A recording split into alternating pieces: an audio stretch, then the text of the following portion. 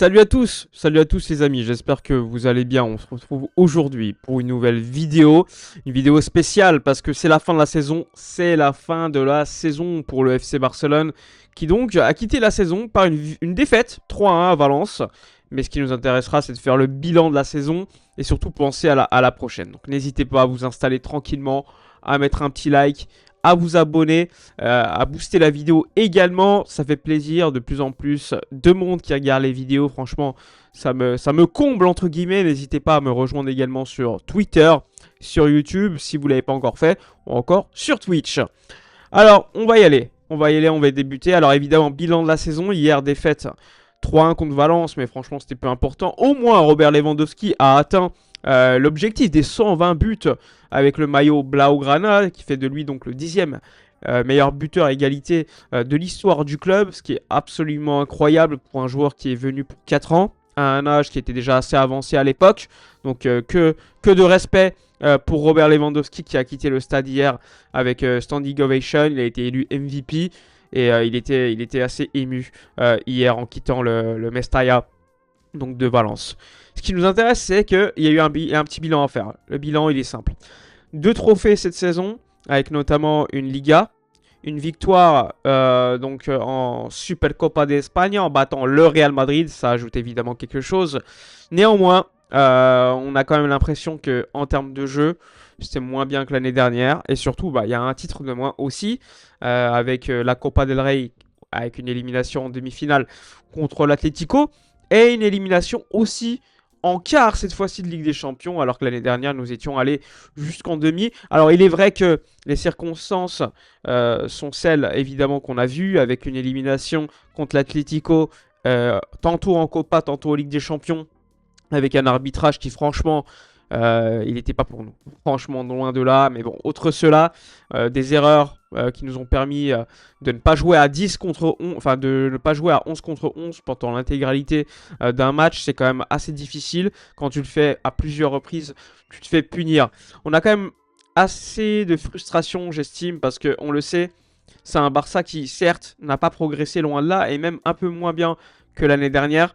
Mais on a l'impression que tu as des individualités qui sont meilleures. Robert Lewandowski a décliné, Lamine Yamal, lui, a augmenté, Rafinha a baissé, Gérard Martin s'est amélioré et a bien remplacé Inigo Martinez globalement. Alors, il y a évidemment des améliorations à faire, on va pas se mentir. Néanmoins, le Barça a quand même respecté son rang et a au moins gagné des titres, 2 titres. Et en plus, quand le rival historique fait une saison blanche, comme on l'a vu, avec des changements de coach constants, forcément, ça ajoute, entre guillemets, du positif de ton côté, parce que ça leur crée de l'instabilité. Et on va pas se mentir, si le Barça n'était pas aussi efficace et compétitif en Liga, par exemple, peut-être qu'il n'aurait pas changé de coach. Donc le Barça est aussi responsable de l'instabilité du côté du Real Madrid. Donc c'est aussi un aspect positif. Maintenant, comme je vous l'ai dit, l'année dernière, on était meilleur. L'année dernière, on était meilleur collectivement. Il y a des individualités cette saison qui sont mieux, c'est vrai. Mais globalement, en tant qu'équipe, petite impression d'avoir un peu reculé. Évidemment, c'est aussi dû parce que l'année dernière, je le rappelle, le mercato était quand même très maigre. Le Barça a juste signé Joan Garcia et Rouni Bardakji. Un Joan Garcia qui est pour moi la recrue de la saison en Liga, par ailleurs, qui a été élu Trophée Zamora. Donc Trophée Zamora pour Joan Garcia. C'est le gardien de Liga qui a encaissé le moins de buts et qui a fait le plus de clean sheets. Je crois qu'il a joué 30 matchs en Liga cette saison pour 15 clean sheets et 21 buts encaissés, ce qui est quand même un résultat très très encourageant et très efficace.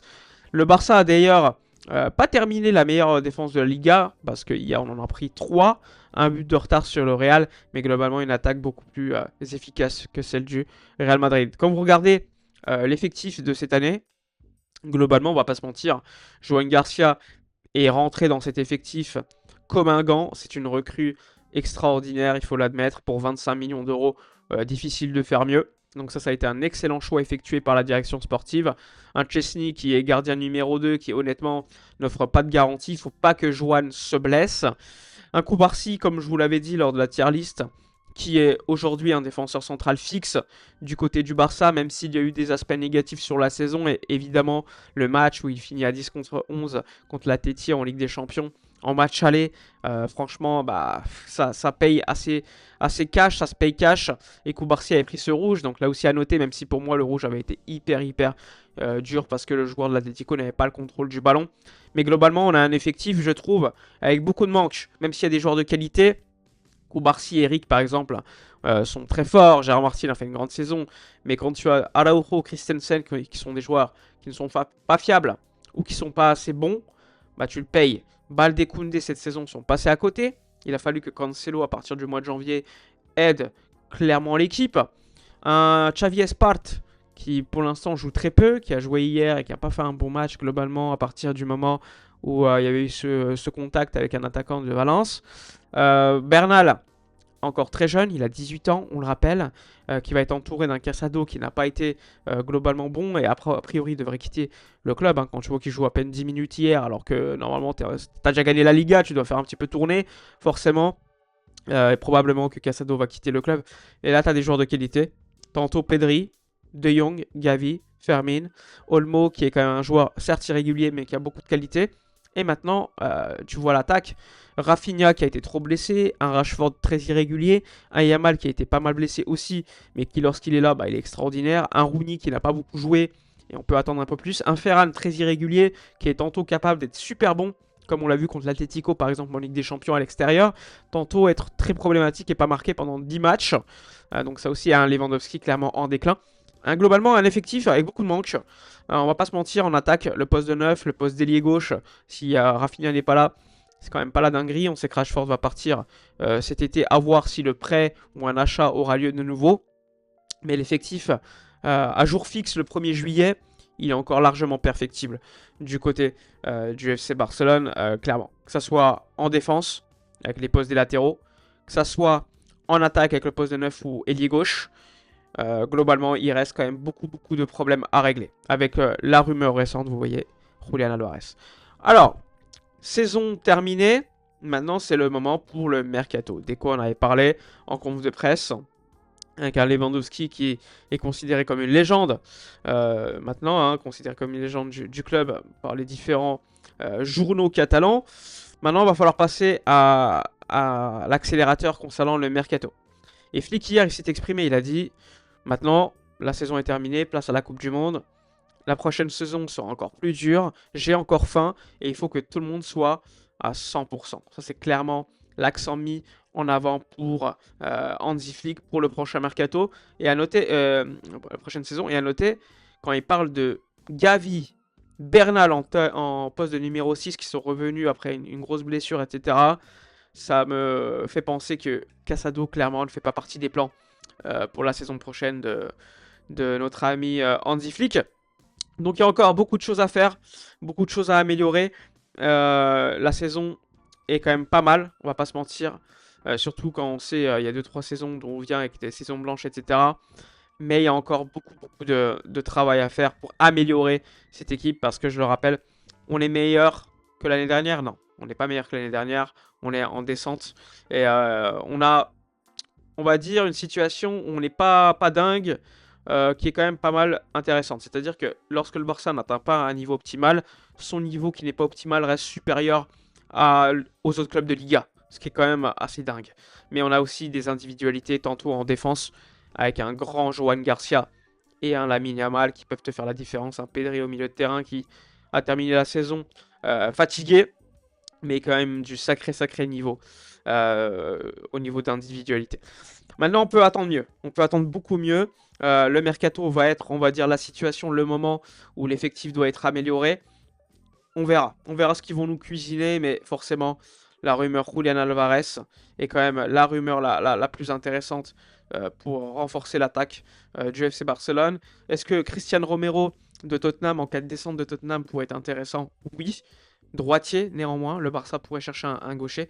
Mais bon, on a quand même probablement prolongé Andreas Christensen lors des prochains jours. Donc, c'est pas forcément optimiste de se renforcer à ce poste de défenseur central. Tout dépendra peut-être du départ d'Araujo. Estimons, même s'il est difficile, que ça pourrait se faire compliqué. Priorité mise sur l'accent sur le poste de numéro 9 avec Joao Pedro également en option numéro 2 si le dossier Julián Álvarez échoue. Donc compliqué. T'as le dossier Ter Stegen qui va évidemment revenir avec un Gérone qui est retombé en seconde division espagnole. Donc quid de Marc-André Ter Stegen qui n'a pas joué quasiment de la demi-saison, même de la saison puisqu'il s'est blessé à multiples reprises. Lui qui veut rester en Catalogne, Gérone était un petit peu l'endroit parfait, mais comme il descend de seconde division, à voir quid de son avenir, ce sera en tout cas quelque chose à régler. Un Lewandowski qui va quitter le club et qu'on remercie, service rendu du tonnerre, Iñaki Peña qui n'a pas joué avec Elche comme Hector Fortier, n'ont pas été titulaires. Donc il y a beaucoup de dossiers, beaucoup de rumeurs mercato et évidemment qu'on a besoin de renforcer cet effectif avec comme priorité le poste de numéro 9. Un classement qui se termine 38 journées, 94 points, même si le Barça a relâché 6 points lors des derniers matchs, que ce soit contre Alaves ou Valence à l'extérieur. Ces équipes avaient beaucoup à jouer, le Barça avait plus rien à jouer après le titre. Au moment où le Barça est champion, il y a 14 points d'écart avec le Real, ça se termine avec 8 points d'écart. Mais bon, c'est très peu important. Au final, le Barça finit avec un écart concernant l'Atlético Villarreal qui est quand même assez dantesque. Et en bas, Mayor qui descend, Yann Virgili, Mouriki, etc. Pablo Torre, quand même assez choquant. Gérone qui descend un peu moins, mais quand même. Et un Levante et Osasuna qui ont eu chaud tout au long de la soirée d'hier. Oviedo qui a 29 points, condamné assez largement. La prochaine saison, le Barça doit s'améliorer en Ligue des Champions. Flick l'a clairement dit en conf de presse. La priorité, c'est le renforcement de l'effectif pour aller le plus loin possible et viser la LDC. C'est ce qui a été mis en avant par Flick. Hier, ne pas oublier les féminines, elles ont été championnes d'Europe. Championnes d'Europe pour la 4e fois. Donc ça, c'est quand même quelque chose d'assez dingue. Et il faut le signaler. Elles vont permettre au Barça de recevoir 3 millions d'euros de bonus de la part du sponsor Nike, ce qui est quand même assez intéressant pour améliorer la limite salariale, à ne pas oublier. Et encore une fois, elle représente la fierté des sections et surtout du Barça aujourd'hui, puisque depuis 6 ans, je crois, elles sont tout le temps en finale de Ligue des Champions. Et là, t'en gagnes 4. C'est quand même quelque chose d'assez dingue. Hier, les adieux de Robert Lewandowski à Mestalla, qui a été applaudi par pas mal de fans de Valence. C'est assez marquant. Et donc, voilà la dernière image qu'on peut voir du Barça. Maintenant, projection sur la Coupe du Monde pour pas mal de joueurs de l'effectif. Et Deco, quant à lui, a beaucoup de travail pour améliorer désormais ce groupe, pour viser encore une fois la compétitivité maximale pour la saison prochaine et viser, pourquoi pas, un parcours très bon en Ligue des Champions, voire le titre. Et surtout, viser au moins les titres nationaux, comme d'habitude. L'objectif, c'est d'être compétitif sur tous les tableaux. Et avec cet effectif, aujourd'hui, en tout cas, on ne l'est pas. Et il faudra l'être grâce au travail effectué par Deco et tout le staff technique. Maintenant, à voir. Le poste de 9, latéral, ailier, défenseur central. 4 postes à renforcer et on espère que Deco fera le job.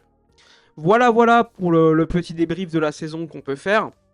N'hésitez pas dans l'espace commentaire à donner votre avis, à liker également et donner votre point de vue sur la situation du Barça, qu'on pourrait donner, allez, un petit 6,5, 7 sur 10, parce que c'est moins bien que l'année dernière. L'année dernière, on aurait pu donner un 8,5 sur 10, avec la demi-finale de Ligue des Champions qui était vraiment l'épine dans le pied, t'étais pas loin d'aller en finale, et pourquoi pas gagner.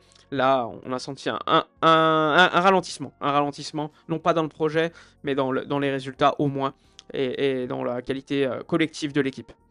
Voilà, un petit like, boostez la vidéo, commentez, partagez. Je vous remercie pour cette saison qui a été assez longue tout au long évidemment de ces mois. Rappelez-vous de la défaite au Bernabéu, on était en live contre le Real Madrid. Beaucoup de gens disaient on va rien gagner cette saison. Finalement on finit avec 2 titres quand même. Maintenant encore une fois on vise l'excellence, l'exigence et on espère que le mercato sera là. Je remercie tous ceux qui me suivent constamment au quotidien, en live sur Twitch, mais également sur YouTube. On espère avoir un bon mercato et de toute façon, je vous tiendrai au courant constamment au niveau des updates à faire. Bref, passez une bonne journée. Je vous remercie. Excellente journée à vous. Profitez du soleil. Et comme d'habitude, nous on se retrouve à la prochaine. Ciao!